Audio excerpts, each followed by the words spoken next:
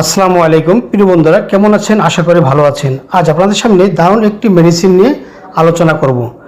মেডিসিনটির নাম রিউমা cap SR. এর generic নাম ইন্ডোমেথাসিন 75 মিলিগ্রাম। এটি প্রস্তুত করেছে স্বনামধন্য কোম্পানি অ্যারিস্টো ফার্মা লিমিটেড। এখন জানবো এর কাজ কী, সেবনের নিয়ম, পার্শ্ব প্রতিক্রিয়া, সতর্কতা ইত্যাদি। চলুন কথা না বাড়ি মূল আলোচনায় ফিরে যাই।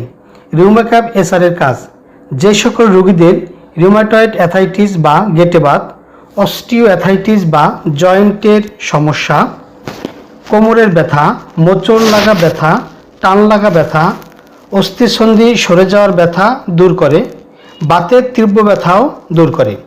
মোট কথা, শারীরিক যে কোনো ব্যথা দূর করতে এই ওষুধটি দারুণ কাজ করে থাকে। খাওয়ার নিয়ম: প্রাপ্তবয়স্কদের ক্ষেত্রে একটি করে ক্যাপসুল দিনে 1 থেকে 2 বার সেবন করতে হবে। এটি রোগীর ব্যথার উপর নির্ভর করে, অথবা আপনার নিকটস্থ একজন রেজিস্ট্রিকৃত ডাক্তারের পরামর্শ নিয়ে সেবন করুন। কেননা ডাক্তার আপনার বয়স, ওজন এবং রোগের উপর ভিত্তি করে ডোজ বা মাত্রা কম বা বেশি করতে পারেন। আর তাই অবশ্যই একজন ডাক্তারের পরামর্শ নিয়ে ওষুধ সেবন করুন। সুস্থ থাকুন। পার্শ্ব প্রতিক্রিয়া: বমি ভাব, বমি, মাথা ব্যথা, মাথা ঘোরা ইত্যাদি সমস্যা দেখা দিতে পারে।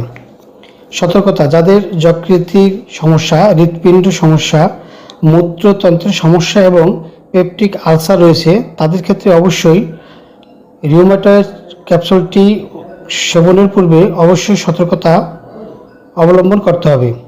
গর্ভাবস্থায় ও স্তনদানকালে রিউমা ক্যাপ ওষুধ সেবন করা থেকে বিরত থাকুন।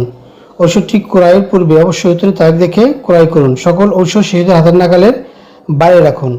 শুষ্ক ও ঠান্ডা স্থানে আলো ও আর্দ্রতা থেকে দূরে রাখুন।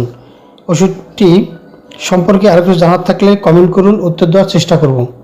আমার এই ভিডিও ভালো লাগলে চ্যানেলটি সাবস্ক্রাইব করে বেল আইকনটি অন করে পাশে থাকুন এরকম নতুন নতুন ভিডিও পেতে। ভালো থাকুন, সুস্থ থাকুন, ধন্যবাদ।